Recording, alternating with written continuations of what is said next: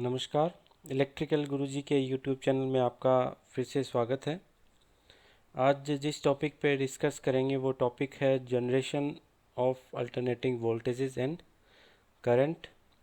So let's start. How we can generate an alternating voltage और current. तो उसके लिए क्या है, यहाँ पे दो मेथड्स हैं। इन दो मेथड से आप अल्टरनेटिंग करंट और वोल्टेज जनरेट कर सकते हैं। पहले मेथड में क्या होगा कि जो आपका मैग्नेटिक फील्ड है, मैग्नेटिक फील्ड किससे बनता है? मैग्नेट से। यहाँ पे आप देख सकते हैं दो मैग्नेट हैं,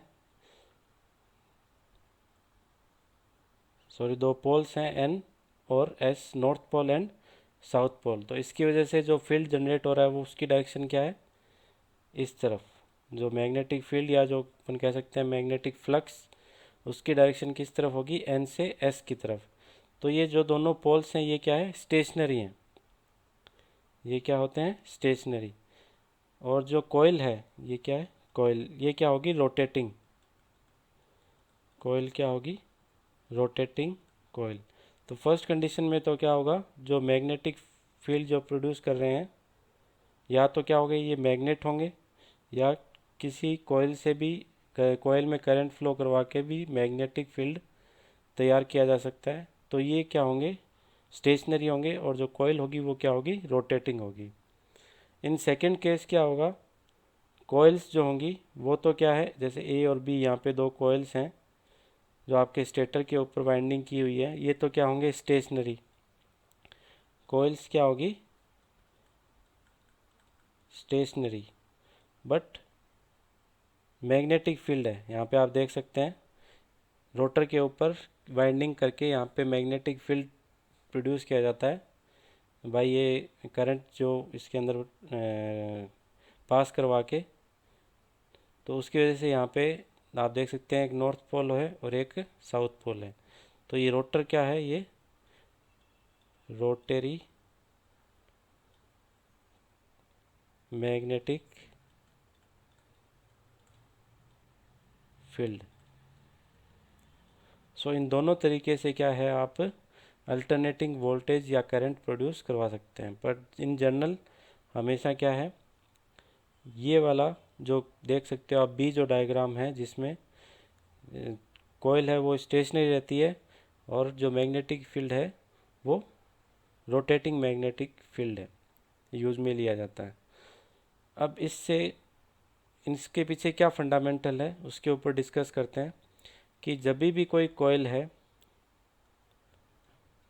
अगर वो किसी मैग्नेटिक फील्ड के अंदर रोटेट करती है, जैसे ये मैग्नेटिक कॉइल है ए बी सी और डी, ये कॉइल है A B and C D, ये एक मैग्नेटिक फील्ड जो प्रोड्यूस हो रहा है एन से एस की तरफ जिसकी डायरेक्शन है, अगर ये रोटेट हो रही है तो क्या होगा, इसकी रोटेशन की वजह से इस कॉइल के अंदर क्या होगा, हर रोटेशन पे मैग्नेटिक फील्ड या मैग्नेटिक जो फ्लक्स है वो क्या होगा? चेंज होगा। अगर मान लीजिए ये आपकी कोई कॉइल है ए और बी, अगर ये इस डायरेक्शन में है और मैग्नेटिक जो फील्ड है उसकी डायरेक्शन क्या है? इस तरफ है, तो इस कंडीशन में क्या है, जो लिंकेज है वो क्या होगा? मैक्सिमम। ठीक है, जैसे जैसे ये रोटेट करेगी इस डायरेक्शन में, जो मैग्नेटिक फ्लक्स का जो लीकेज होगा वो लिंकेज होगा वो क्या होगा? कम होता जाएगा। और जब ये 90 डिग्री पे आ जाएगी तो इस कंडीशन में क्या है, मैग्नेटिक जो फ्लक्स का लिंकेज है वो क्या हो जाएगा? जीरो हो जाएगा। फिर वापस जब ये रोटेट करेगा 180 डिग्री पे जब आएगा, इस कंडीशन में फिर से क्या होगा, ये जो मैग्नेटिक फील्ड की डायरेक्शन है वो डाउनवर्ड है, तो इसकी वजह से वापस मैग्नेटिक फ्लक्स लिंकेज है वो मैक्सिमम हो जाएगा। तो इस तरह से क्या होगा, हर रोटेशन के ऊपर जो फ्लक्स है वो फ्लक्स लिंकेज वो क्या होगा? चेंज होगा। इस due to this flux linkage, अगर मैग्नेटिक फ्लक्स क्या है? फाई, और जो कॉइल है उस पर नंबर ऑफ टर्न्स क्या है? एन। तो एन फाई क्या होता है? Flux linkage.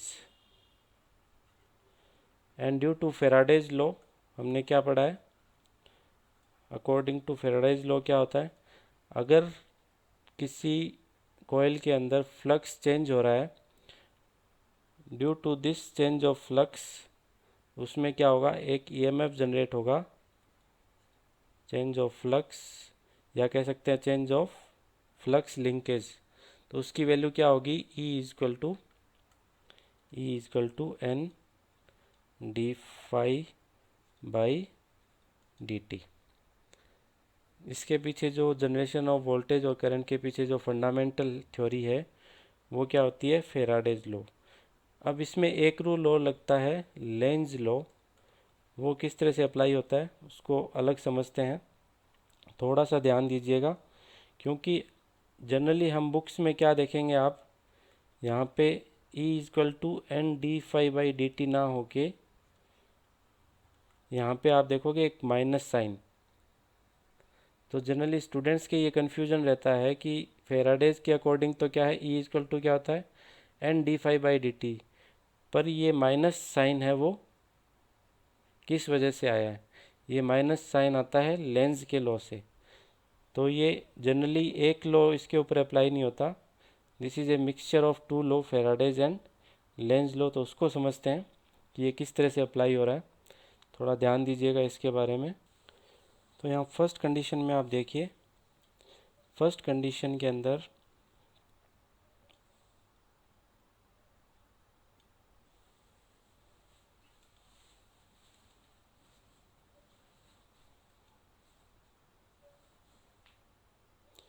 तो फर्स्ट कंडीशन में क्या होगा, एक मैग्नेट है जिसके दो पोल्स हैं एन और एस, इसकी वजह से जो फ्लक्स प्रोड्यूस हो रहा है उसकी डायरेक्शन क्या है, एन से एस की तरफ फाई। क्लियर।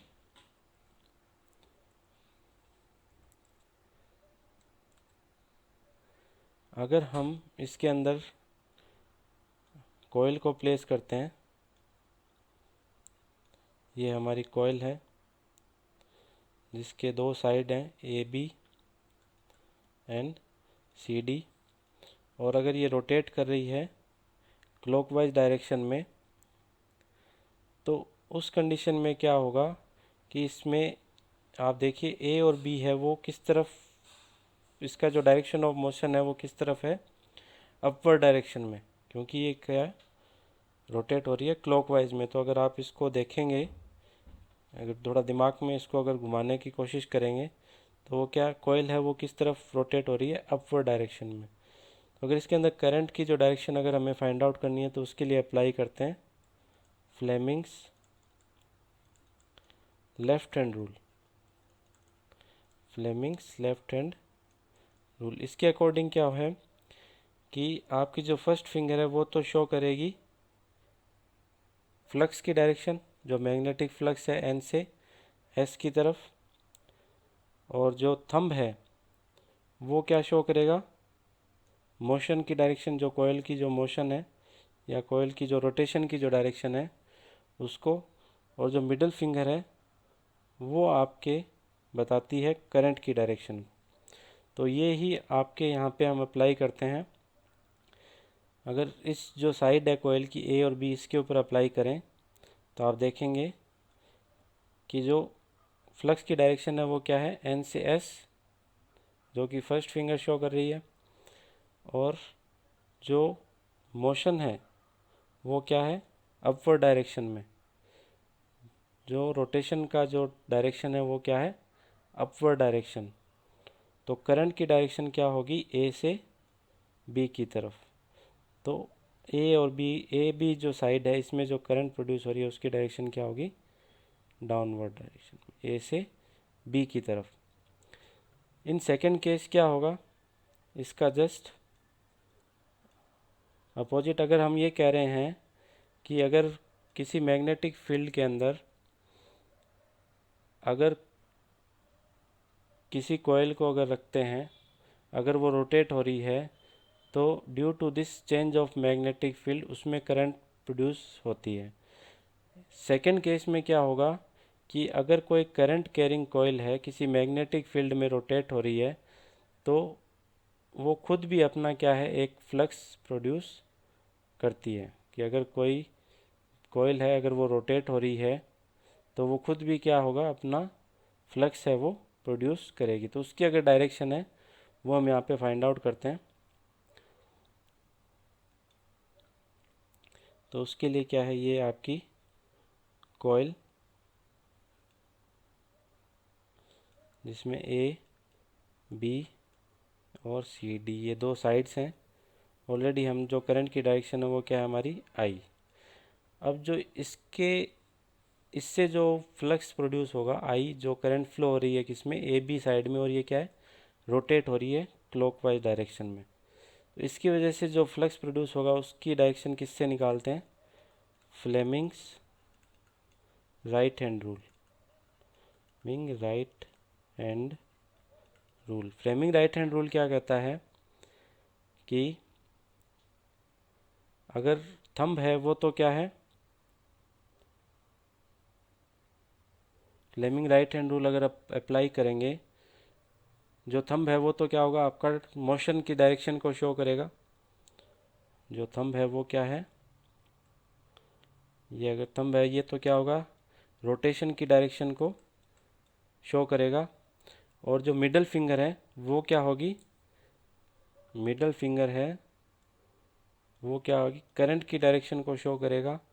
और जो फर्स्ट फिंगर है वो क्या है आपकी जो फील्ड है, जो प्रोड्यूस्ड फील्ड है इस करंट से, उसकी डायरेक्शन को यहाँ पे शो करता है। तो ये अप्लाई करते हैं हमारी इस कंडीशन में, जो बी कंडीशन है अगर इसको नाम दें।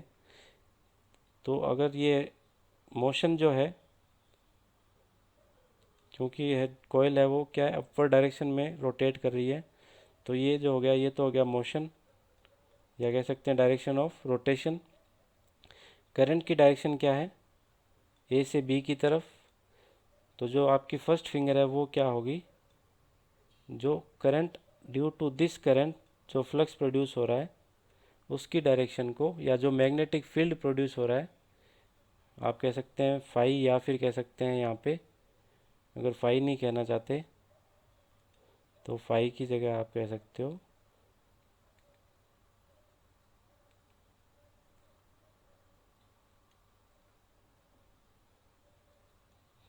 बी, मैग्नेटिक फ्लक्स डेंसिटी, या बी आप इसको कह सकते हो। उसकी डायरेक्शन क्या होगी इस तरफ। तो आप देख सकते हैं कि एक तरफ तो हमने निकाली ड्यू टू दिस रोटेशन, अगर किसी मैग्नेटिक फील्ड में कोई करंट रोटेट कर रही है तो एक करंट प्रोड्यूस होती है आई। पर इसी सेम टाइम पे इस करंट की वजह से क्या होगा एक और फ्लक्स प्रोड्यूस होगा, उसकी डायरेक्शन क्या होगी, जो आपके मैग्नेटिक फील्ड की जो डायरेक्शन थी उसके अपोजिट। अगर इसको नाम दे दें फाई आई, तो फाई आई और फाई ये दोनों क्या होंगे एक दूसरे के अपोजिट डायरेक्शन में। तो इस वजह से क्या होता है हम लिखते हैं यहाँ पे E equal to N D phi by D T. तो जिसमें अगर लिखा हो E equal to minus N D phi by D T, तो ये क्या है यहाँ पे लेंस का लॉ अप्लाई हुआ है। लेंस के लॉ के अकॉर्डिंग कि जो करंट प्रोड्यूस हो रही है वो क्या होता है उस चीज़ का हमेशा अपोज करता है जिस कारण से वो प्रोड्यूस हो रही है। तो इसकी वजह से यहाँ पे हमेशा एक माइनस का साइन लगता है। तो आपकी इक्वेशन होगी वो क्या होगी E equal to minus N D phi by D T. अब जो इक्वेशन है अल्टरनेटिंग वोल्टेज और करंट की वो कैसे फाइंड आउट करते हैं, सिंपल सा तरीका है। मान लीजिए ये आपकी कॉइल है और ये मैग्नेटिक फील्ड की डायरेक्शन है, क्लियर। तो इस कंडीशन में क्या होगा, जो फ्लक्स लिंकेज है ये अगर मान लीजिए सरफेस है उस कॉइल का, तो इस कंडीशन में फ्लक्स लिंकेज क्या होगा मैक्सिमम होगा, बट चेंज ऑफ फ्लक्स क्या होगा मिनिमम होगा। फ्लक्स लिंकेज तो क्या होगा मैक्सिमम, इसके अंदर जो इसकी जो एंगल है वो क्या है omega T equal to zero, जो कोयल का एंगल है वो क्या है, omega T equal to zero. जैसे ही ये कोयल क्या होगी 90 डिग्री पे आएगी,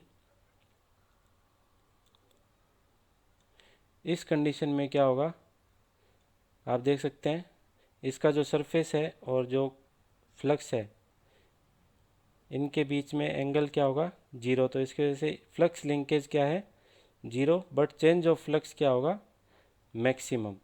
तो यहाँ पे जो एंगल है वो क्या है, इस कोयल का omega T equal to 90 degree. तो जो फाई है, फाई इजक्वल टू क्या हम लिखते हैं, phi M cos omega T. तो ओमेगा टी अगर जीरो है, at omega T equal to zero, तो फ्लक्स लिंकेज या फ्लक्स है वो क्या होगा, maximum, but at omega T equal to 90 degree phi क्या होगा, जीरो।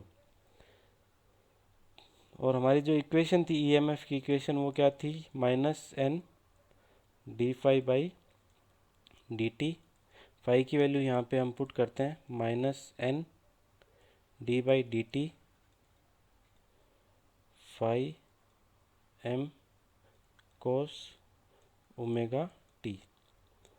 तो कोस ओमेगा टी का डिफ्रेंशिएशन क्या होगा, फाई एम कांस्टेंट है तो ये बाहर आ जाएगा, D by D T of cos omega T क्या होगा, minus sign omega T and omega T से ही आ जाएगा ओमेगा। तो फाइनल आपके आ जाएगा N phi M omega sine omega T. और फाई इजक्वल टू क्या होता है, फ्लक्स क्या होता है, बी डॉट ए। बी क्या है, फ्लक्स डेंसिटी। इसकी वैल्यू यहाँ पे पुट करते हैं, N phi M omega B dot A sine omega T. ये है आपकी जो ईएमएफ प्रोड्यूस हो रहा है due to a rotating magnetic, due to the rotating coil rotates in a magnetic field. अब आप यहाँ पे देख सकते हैं कि अगर जब omega T equal to zero हो, at omega T equal to zero, E की वैल्यू क्या होगी, जीरो। और जब at omega T equal to क्या होगा, 90 डिग्री, तो ई की वैल्यू क्या होगी, N phi M B omega B dot A, जिसे हम कहते हैं ई एम मैक्सिमम वैल्यू। तो आप क्लियरली देख सकते हैं कि यहाँ पे भी कुछ कन्फ्यूजन होता है स्टूडेंट्स के कि अगर omega T equal to zero है तो फ्लक्स लिंकेज तो मैक्सिमम है, फिर भी ईएमएफ क्या है, जीरो। तो उसके कारण ये है कि आप देख सकते हैं इक्वेशन से, अगर फाई की वैल्यू क्या है, phi M cos omega T अगर जीरो है तो फ्लक्स लिंकेज तो क्या है, maximum, but change of flux क्या होगा, मिनिमम। चेंज ऑफ फ्लक्स से क्या आएगी equation, E equal to E M sine omega T की वैल्यू अगर जीरो रखते हैं, जीरो डिग्री, तो ई की वैल्यू क्या आएगी, जीरो। अगर 90 डिग्री होगा तो ई की value E M, but at 90 degree जो फ्लक्स लिंकेज है वो क्या होगा, फाई इजक्वल टू जीरो। इसको अगर दूसरे तरीके से समझना हो तो आप समझ सकते हैं, देखिए इस डायग्राम से देखिए,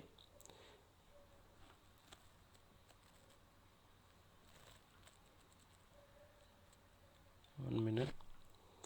इस डायग्राम से आप क्लियरली देख सकते हैं कि अगर ये कॉइल यहाँ पे है तो इस कंडीशन में मैंने कहा था फ्लक्स लिंकेज तो क्या होगा, मैक्सिमम, क्योंकि जो फ्लक्स की डायरेक्शन है वो क्या है, ये नीचे की तरफ डाउनवर्ड डायरेक्शन में, और आपकी जो कॉइल है वो क्या है, हॉरिजॉन्टल। तो फ्लक्स लिंकेज क्या होगा, मैक्सिमम। बट आप देखिए जब ये रोटेट करेगी तो चेंज ऑफ फ्लक्स क्या होता जाएगा, धीरे धीरे आपके मिनिमम होता जाएगा, चेंज ऑफ फ्लक्स, जिसे हम बोलते हैं D phi by D T. तो चेंज ऑफ फ्लक्स क्या होगा, मिनिमम होता जाएगा। पर जैसे ये कॉइल यहाँ पे पहुँचेगी, फ्लक्स लिंकेज तो क्या होगा, मिनिमम, पर जैसे ये रोटेट करना स्टार्ट करेगी तो चेंज ऑफ फ्लक्स क्या हो जाएगा, मैक्सिमम होना स्टार्ट हो जाएगा। तो इसलिए कहते हैं जब t इक्वल टू 0 होता है तो EMF की वैल्यू क्या होगी 0, बट फ्लक्स लिंकेज क्या होगा मैक्सिमम। अब इसकी जो वेव फॉर्म है वो कैसे निकलती है उसको देखते हैं, समझने की कोशिश करते हैं। मान लीजिए ये आपका जनरेटर है या अल्टरनेटर है। फर्स्ट कंडीशन में क्या है, आपकी जो कॉइल है वो यहाँ पे है, इसको नाम दिया है मैंने ए। अब ये रोटेट कर रही है ए से बी एंटी क्लॉकवाइज डायरेक्शन में, बी से सी, सी से डी, डी से ई, ई से एफ, एफ से G, G to H and again to position A. तो अब किस तरह से वेव फॉर्म निकल रही है, इसको मैं क्या करता हूँ यहाँ पे एक्सटेंड कर देता हूँ और इसका एक फेजर डायग्राम हम ड्रॉ करते हैं हर कंडीशन के ऊपर।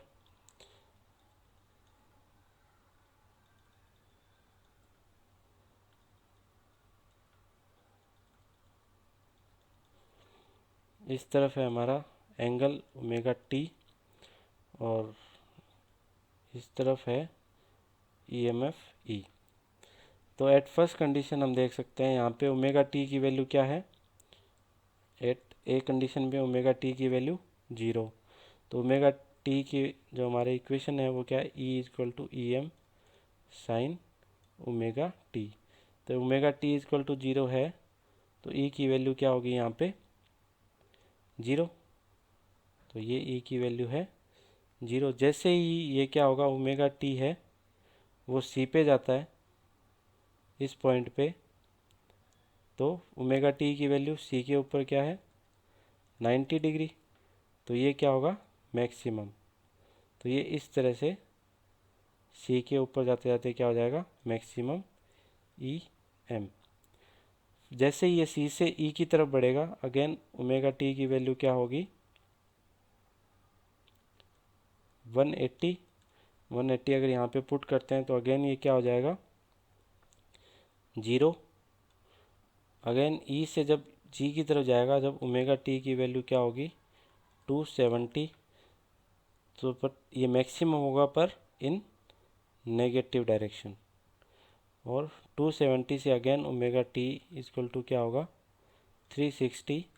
तो ये अगेन क्या हो जाएगा 0। तो ये एक साइकिल यहाँ पे पूरा कंप्लीट हो गया। 0 से EM, EM से अगेन 0, 0 से माइनस EM और माइनस EM से 0। तो ये आपका एक पूरा साइकिल कंप्लीट हो गया। 0 से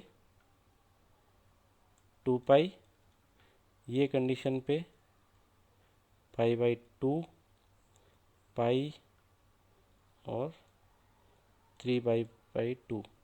अगर बी इनको भी अगर इंक्लूड करें तो ये हो गया पाई बाई 4,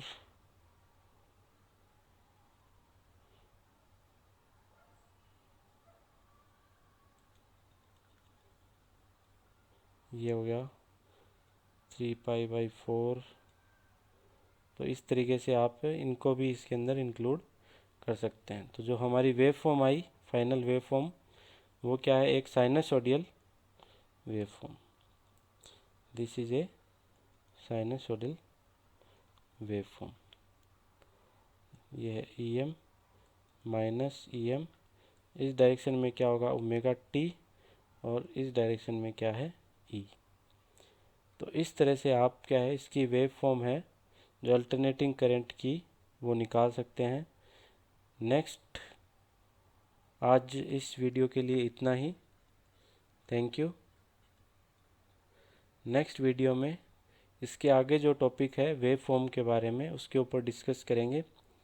तब तक के लिए नमस्कार।